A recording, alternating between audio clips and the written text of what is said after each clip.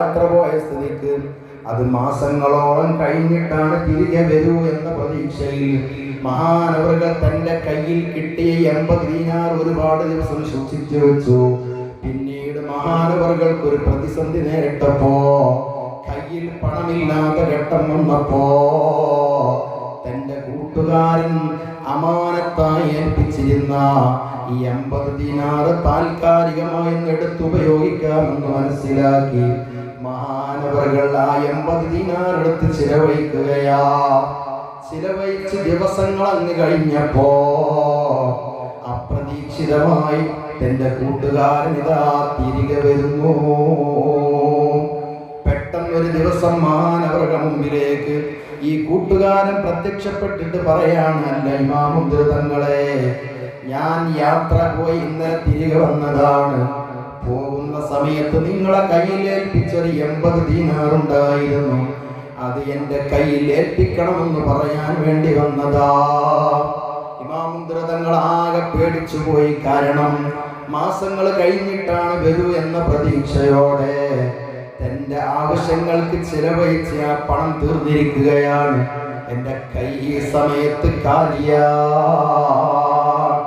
ഒന്നും പറയാൻ കഴിയാതെ വിഷമിച്ച് നിൽക്കുന്ന ഇമാമുദ്ദീൻ തങ്ങൾ ഒരല്പസമയം ആലോചിച്ചിട്ട് ആ മനുഷ്യനോട് പറഞ്ഞു, എങ്കിൽ നിങ്ങൾ നാളെ രാവിലെ വന്നോളൂ, കാലത്ത് വന്നോളൂ, നിങ്ങൾക്ക് ഞാൻ തരാനുള്ള 80 ദീനാർ തരാം. മഹാനവറുകൾ അല്ലാഹുവിൽ തവക്കുൽ ചെയ്ത് മുത്തുനബിയിൽ വിശ്വസിച്ചിട്ട് അങ്ങ് ഏൽപ്പിക്കുകയാണ്, ഏറ്റെടുക്കുകയാണ്. നിങ്ങൾക്ക് നാളെ നിങ്ങളെ പണം ഞാൻ തിരികെ തരാം. ഇത് പറഞ്ഞ് ആ ചെറുപ്പക്കാരൻ തിരിച്ചുപോയി. ഇമാമുദ്ദീൻ റളിയല്ലാഹു അൻഹു നേരെ മസ്ജിദുൻ നബവിയിലേക്ക് ചെന്നിട്ട് ഹബീബായ തങ്ങൾ നിസ്കരിക്കുന്ന മിമ്പറിന്റെ തായിരുന്നിട്ട് അവിടുത്തെ ശറഫാക്കപ്പെട്ട മുഖം മിമ്പറിൽ ഉരസിയിട്ട് പറയാണ്, യാ റസൂലല്ലാഹ് ദൈനി യാ ഹബീബല്ലാഹ്, കടമുണ്ട് നബിയേ, വീട്ടാൻ ഒരു വഴിയും കാണുന്നില്ല. ഉടമ തന്ന പണം എടുത്ത് ചിലവഴിച്ചിട്ട് ഇന്ന് ഞാനൊരു കടക്കാരനായി മാറിയിട്ടുണ്ട്. യാ റസൂലല്ലാഹ്, ഒരു ഹെൽപ്പ് ചെയ്തിട്ട് ആ കടം വീട്ടാൻ എന്നൊന്ന് സഹായിക്കണേ നബിയേ. റഹ്മത്തുൽ ലിൽ ആലമീനായ നബി സല്ലല്ലാഹു അലൈഹി വസല്ലം തങ്ങളെ ചാരത്ത് വന്ന് രാത്രി ഇശാ നിസ്കരിച്ച ഉടനെ മുതൽ സുബ്ഹി വരെ മഹാനവറുകൾ പൊട്ടിക്കരഞ്ഞ് അവിടത്തോട് അപരാധി പറയുക തന്നെ. സുബ്ഹിന്റെ ബാങ്ക് വിളിച്ചപ്പോ ജമാഅത്ത് നിസ്കാരം കഴിഞ്ഞിട്ട് മഹാനവറുകൾ തന്റെ വീട്ടിലേക്ക് മടങ്ങുന്നു. വീട്ടിലേക്ക് എത്തിയപാട് വീടിന്റെ കതകിന് മുട്ടിയപ്പോ വാതിൽ തുറക്കുന്ന ഭാര്യ ഒരു സഞ്ചി പുറത്തേക്ക് നീട്ടിയിട്ട് ഇമാമുദ്ദീൻ തങ്ങളെ കയ്യിലേക്ക് ഏൽപ്പിക്കുന്നു. ചോദിക്കുന്നു, ഇതെന്താ? അവിടെന്ന് പറഞ്ഞു, എന്താണെന്നറിയില്ല, ഒരാൾ കൊണ്ടുവന്ന് തന്നതാണ്. ആരാണ് വന്നതെന്നറിയില്ല, പേര് ചോദിക്കാൻ അവസരം ലഭിച്ചിട്ടില്ല. ഈ പണക്കി തന്നിട്ട് പറഞ്ഞു, ഇത് ഇമാമുദ്ദീൻ തങ്ങളെ കയ്യിൽ നിങ്ങൾ ഏൽപ്പിക്കണമെന്ന്, അതുകൊണ്ട് ഇതാ പിടിച്ചോളൂ എന്ന് പറഞ്ഞു. ഇമാമുദ്ദീൻ റളിയല്ലാഹു അൻഹു ആ സഞ്ചി വാങ്ങിയിട്ട് എണ്ണി നോക്കിയപ്പോ നേരത്തെ ഞാൻ കടംകൊളെന്റെ കയ്യിൽ ഏൽപ്പിച്ചിട്ട് പിന്നീട് എന്റെ കൈവശത്തു നിന്ന് ചിലവഴിച്ചു പോയ 80 ദീനാർ അഷ്റഫുൽ ഖൽഖ് ത്വഹ റസൂലുള്ളാഹി സ്വല്ലല്ലാഹു അലൈഹി വസല്ലം തങ്ങൾ മുഖേന എന്റെ കയ്യിലേക്ക് എത്തിയിരിക്കുന്നു. നബി സല്ലല്ലാഹു അലൈഹി വസല്ലം തങ്ങളെ മഹബ്ബത്ത് വെച്ചപ്പോ താങ്ങാൻ കഴിയാത്ത വിഷമത്തിന്റെ ഘട്ടത്തിൽ പോയിട്ട് ഗുജറാത്ത് ഷരീഫയുടെ ചാരെ പോയിട്ട് അന്യായം പറഞ്ഞപ്പോ പ്രഭാതമാകുമ്പോൾ പരിഹാരം കാണിച്ചു കൊടുത്തു മുഹമ്മദ് റസൂലുള്ളാഹി. ഇതാണ് നബി സല്ലല്ലാഹു അലൈഹി വസല്ലം തങ്ങൾ. വിഷമിച്ച് നിൽക്കുന്നവർക്ക് പരിഹാരമാണ്. വെള്ളമില്ല എന്ന് പറഞ്ഞവർക്ക് വെള്ളം കൊടുത്തു, വസ്ത്രമില്ല എന്ന് പറഞ്ഞവർക്ക് വസ്ത്രം കൊടുത്തു, ഭക്ഷണമില്ല നബി എന്ന് പറഞ്ഞവർക്ക് ഭക്ഷണം കൊടുത്തു. എത്രയെത്ര ചരിത്രങ്ങളിലേക്ക് നമുക്ക് ഇറങ്ങിപ്പോകാനുണ്ട്. ആയിരക്കണക്കിന് ആളുകൾക്ക് വെള്ളം കൊടുത്തത് മുത്തുനബിയുടെ ശറഫാക്കപ്പെട്ട കയ്യിന്റെ വിരലിന്റെ ഇടയിലൂടെയാണ് എന്ന് പറയുമ്പോൾ ആ നേതാവിന്റെ എത്രയാണ്. അതുകൊണ്ട് മുത്തുനബിയെ മഹബത്ത് വയ്ക്കൽ വിശ്വാസിയാകുന്ന നമ്മെ സംബന്ധിച്ചിടത്തോളം നിർബന്ധമാണ്. നിങ്ങൾ നോക്കൂ, മദീനയിൽ പോയവർക്കറിയാം, മദീനയിൽ പോയാൽ അവിടെ ഒരു തോട്ടത്തിന്റെ പേര് തന്നെ മസ്റഅത്തു സൽമാൻ. സൽമാൻ തങ്ങളുടെ പേരിൽ ഒരു തോട്ടമുണ്ട്, ഈത്തപ്പനത്തോട്ടം.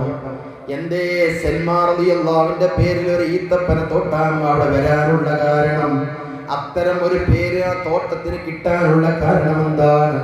അതിന്റെ സബബ് ഹബീബായ മുഹമ്മദുർ റസൂലുള്ളാഹ് മുത്തുനബി കാരണമായിട്ട് വന്നതാണ് ആ തോട്ടത്തിന് അത്തരം ഒരു പേര്.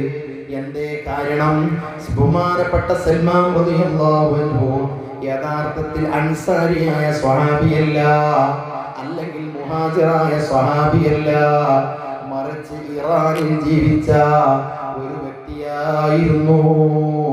അത് മാത്രമല്ല, ആദ്യകാലത്ത് അദ്ദേഹത്തിന്റെ അമ്മയും അച്ഛനും മാതാപിതാക്കൾ മുസ്ലിമായിരുന്നില്ല, മജൂസികളായിരുന്നു, അഗ്നി ആരാധകരായിരുന്നു.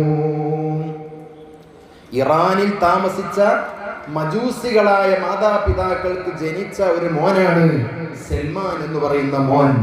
പക്ഷേ ഈ മകൻ ഇങ്ങനെ വളർന്നു വരുമ്പോ ഈ മാതാപിതാക്കൾ ചെയ്യുന്ന ചില പ്രവൃത്തികളൊന്നും ഈ കുട്ടിക്ക് വലിയ താല്പര്യമില്ല. അവരിങ്ങനെ അഗ്നിയെ പോയി ആരാധിക്കുകയാണ്, തീയനെ പോയി ഇങ്ങനെ ആരാധിക്കണ കണ്ടപ്പോ ഈ കുട്ടിക്ക് വല്ലാത്തൊരു സങ്കടം. എന്താണ് ഈ തീയെ ഇങ്ങനെ ആരാധിച്ചിട്ട്? ഒരാൾ തീയനെ 99 ദിവസം ആരാധിച്ചു, 100ാമത്തെ ദിവസം ആരാധിക്കാൻ വേണ്ടി പോയ ഈ വ്യക്തി അറിയാതെ ഒരു തീക്കണലിൽ ചവിട്ടിപ്പോയാൽ എന്ത് സംഭവിക്കും?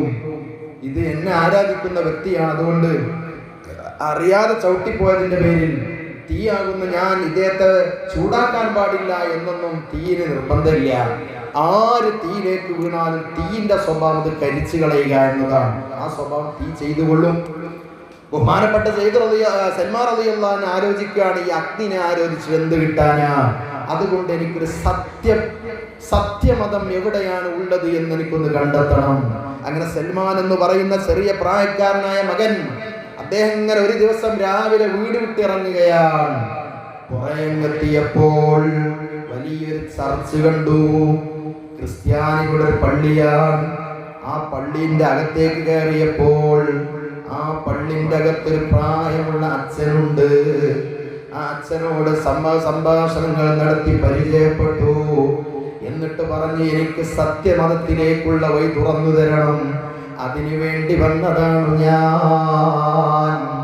ആ അച്ഛൻ എന്ത് പറഞ്ഞു? നിങ്ങൾ എൻ്റെ കൂടെ നിന്നോളൂ, നിങ്ങളുടെ ജീവിതത്തിൽ ഒരു ലക്ഷ്യസ്ഥാനത്തേക്ക് ഞാൻ നിങ്ങളെ എത്തിച്ചു തരാം. ദിവസങ്ങളോളം ഈ ചർച്ചിൽ കഴിഞ്ഞപ്പോ സൽമാൻ എന്ന് പറയുന്ന മകന്റെ ഉമ്മയും ഉപ്പയും അച്ഛനും അമ്മയും മകനെ കാണാത്ത ടെൻഷനിൽ തെരഞ്ഞു നടക്കുകയാണ്. ഒരുപാട് ദിവസം അന്വേഷിച്ചു അവസാനം ഈ ചർച്ചിലുണ്ടെന്നറിഞ്ഞപ്പോ സൽമാൻ തങ്ങളെ കയ്യോടെ പൊക്കിക്കൊണ്ടുപോയി വീട്ടിൽ കൊണ്ടുപോയി വീട്ടുതടങ്കലിൽ പാർപ്പിക്കുകയാണ്. സൽമാനോട് പറഞ്ഞു, ഇനി വീട് വിട്ട് ഇറങ്ങാൻ പാടില്ല, നിർബന്ധമായി വീട്ടിൽ തന്നെ കഴിഞ്ഞോളണമെന്ന് പറഞ്ഞ് വീടിന്റെ കതകടച്ചു വാതിൽ പൂട്ടിയിട്ടു. സൽമാൻ തങ്ങൾ വിഷമത്തോടെ ആ വീട്ടിൽ താമസിച്ചു. ഒരുപാട് ദിവസങ്ങൾ കഴിഞ്ഞപ്പോൾ മാതാപിതാക്കൾ മനസ്സിലാക്കി മകന്റെ മനസ്സൊക്കെ മാറിപ്പോയിട്ടുണ്ടാകും, അതുകൊണ്ട് അവനെ വീട്ടിൽ തടങ്കിൽ നിന്ന് പിരിച്ചുവിടാമെന്ന് മനസ്സിലാക്കി റൂമിന്റെ വാതിൽ തുറന്നു കൊടുത്തപ്പോ സൽമാൻ എന്ന് പറയുന്ന മകൻ 2 ദിവസം കഴിഞ്ഞപ്പം വീണ്ടും അപ്രത്യക്ഷമാവുകയാണ്. വീണ്ടും ആ പഴയ ചർച്ചിലേക്ക് പോവുകയാണ്. അവിടെ ചെന്നപ്പോൾ അച്ഛൻ പറയാണ്, മോനെ, ഞാൻ വളരെ വാർദ്ധക്യ സഹജമായ രോഗത്തിലാണ്, എൻ്റെ മോനെ സത്യമതമാകുന്ന ദീനിലേക്ക് വഴി നടത്തി തരാൻ, ഈ വാർദ്ധക്യ സഹജമായ രോഗത്തിൽ എന്നെ കൊണ്ട് സാധിക്കൂല, അതുകൊണ്ട് കുറഞ്ഞകലെ നീ യാത്ര ചെയ്താൽ അമോലിയ എന്ന് പറയുന്നൊരു സ്ഥലമുണ്ട്, അവിടെ ഒരു വലിയ ചർച്ചുണ്ട്, അവിടെ എന്നെക്കാളും സീനിയോറിറ്റിയുള്ള ഒരു അച്ഛനുണ്ട്, അവിടെ പോയിട്ട് അച്ഛന്റെ കൂടെ താമസിച്ചിട്ട് സത്യമതത്തിലേക്കുള്ള വഴി കണ്ടെത്തണേ. സൽമാൻ എന്ന് പറയുന്ന ചെറുപ്പക്കാരൻ നീണ്ട യാത്ര ആരംഭിക്കുകയാ.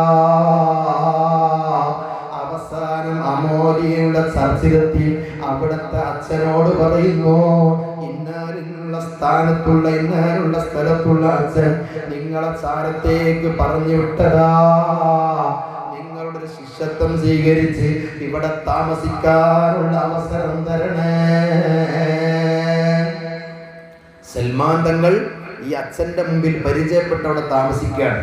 അങ്ങനെ ഒരുപാട് കാലം, അഥവാ ഒരു വർഷത്തോളം അവിടെ താമസിച്ചപ്പോൾ ആ അച്ഛനും പറഞ്ഞു, എനിക്ക് ഇനി നിങ്ങളെ മുന്നോട്ട് കൊണ്ടുപോകാൻ കഴിയാത്ത രൂപത്തിൽ ഞാൻ ക്ഷീണം പിടിച്ചിട്ടുണ്ട്, അഥവാ വാർദ്ധക്യത്തിലേക്ക് എത്തിയിട്ടുണ്ട്, വയസ്സായിട്ടുണ്ട്. അതുകൊണ്ട് ഇനി നിങ്ങളിലേക്ക് ഞാനൊരു സൂചന തരികയാണ്. സത്യമതം തേടിയുള്ള യാത്ര നിങ്ങൾ ആരംഭിക്കേണ്ട സമയമെടുത്തിരിക്കുന്നു.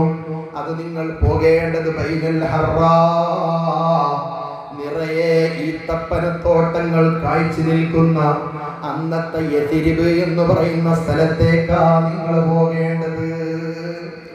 യഥിരിബ് എന്ന് പറയുന്ന സ്ഥലത്തേക്ക് നിങ്ങൾ പോകണം. അവിടെ ഈ നൂറ്റാണ്ടിന്റെ അവസാനത്തെ പ്രവാചകൻ അവിടെ പ്രത്യക്ഷപ്പെടും. അന്ന് മുത്തുനബി മക്കയിൽ നിന്ന് മദീനയിലേക്ക് എത്തിയിട്ടില്ല. അപ്പൊ ഈ അച്ഛന്മാർ, അന്നത്തെ അച്ഛന്മാരെന്ന് പറഞ്ഞ വേദഗ്രന്ഥത്തിൽ നല്ല ഗഹനമായ അറിവും വിജ്ഞാനമൊക്കെ ഉള്ള ആളുകളാണ്. നമ്മൾ മുത്തുനബിയുടെ ചരിത്രത്തിലൊക്കെ കേട്ടിട്ടുണ്ട് നസ്തുറ എന്ന പുരോഹിതരൊക്കെ കുറിച്ച്. എന്നതുപോലെ നല്ല വിജ്ഞാനമുള്ള ആളുകളായിരുന്നു. അവർ പറഞ്ഞു, നിങ്ങളും യഥിരിബ് എന്ന സ്ഥലത്തേക്ക് പോകണം. അവിടെ ഈ നൂറ്റാണ്ടിന്റെ അവസാനത്തെ പ്രവാചകൻ വന്നാൽ ആ പ്രവാചകനെ നിങ്ങൾ അംഗീകരിച്ച് ആ പ്രവാചകന്റെ മതം സ്വീകരിച്ച് അവിടെ ഒരു സത്യവിശ്വാസിയായി നിങ്ങൾ ജീവിക്കണം. ഉടനെ തന്നെ ഈ സൽമാൻ എന്ന് പറയുന്ന മോൻ ദീർഘമായ ദൂരം യാത്ര ചെയ്യാനുള്ള സ്ഥലമാണ് യഥിരിബ്. അമോലിയിൽ നിന്ന് യഥിരിബിലേക്ക് യാത്ര തുടങ്ങുകയാണ്. പക്ഷേ അന്ന് വാഹന സൗകര്യമില്ലാതെ നടന്നു പോകാൻ ഇങ്ങനെ കാത്തു നിൽക്കുകയാണ്. അപ്പോഴാണ് ഒരു കച്ചവട സംഘം വരുന്നു. സൽമാൻ തങ്ങൾ ആ കച്ചവടക്കാരെ നേരെ കൈനീട്ടിയിട്ട് ചോദിക്കുന്നു, നിങ്ങൾ എങ്ങോട്ടുള്ള യാത്രക്കാരാ? അവിടെന്ന് പറഞ്ഞു, ഞങ്ങൾ യസ്രിബിന്റെ ഭാഗത്തേക്കുള്ള യാത്രയാണ്, ഞാനും ആ നാട്ടിലേക്ക് പോരുകയാണ്, നിങ്ങൾ എന്നെ ഒരു സഹയാത്രികനായി കൂടെ കൂട്ടുമോ?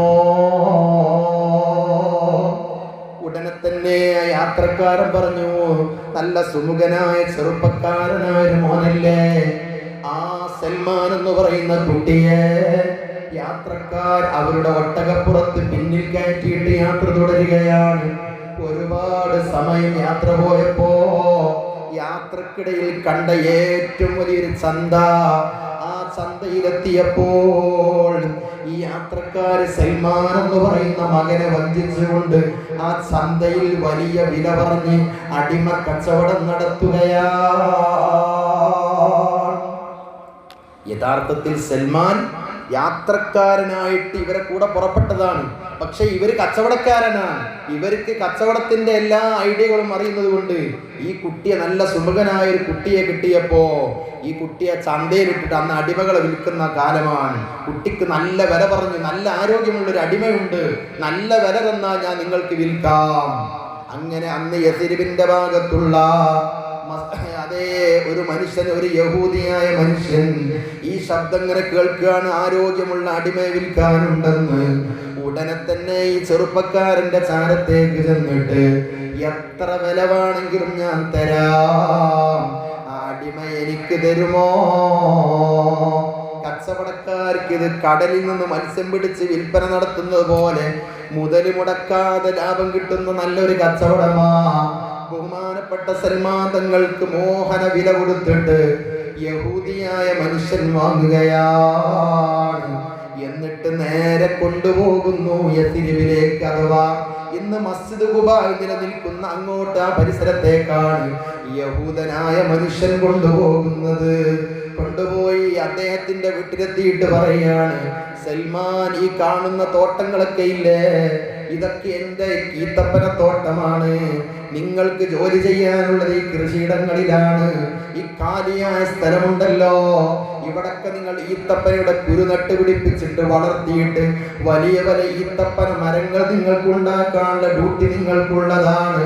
ഇതുപോലെ ഇവിടെ ഒരുപാട് പണികളുണ്ട്, അതൊക്കെ ചെയ്യേണ്ട നിങ്ങളാണ്. ഇതൊക്കെ പറഞ്ഞ് ഒരു ജോലിക്കാരനോട് പറയുന്ന കാര്യങ്ങളൊക്കെ യഹൂദിയായ മനുഷ്യൻ പറഞ്ഞ് കാര്യങ്ങളൊക്കെ വൃത്തിയായി പിറ്റേ ദിവസം മുതൽ സൽമാൻ തങ്ങൾ ചെയ്യാൻ തുടങ്ങിയപ്പോ, അന്നൊന്നും സൽമാൻ മുസ്ലിമായിട്ടില്ല, ഇസ്ലാമിലേക്ക് കടന്നു വന്നിട്ടില്ല, മുത്തുനബിയെ കണ്ടിട്ടില്ല.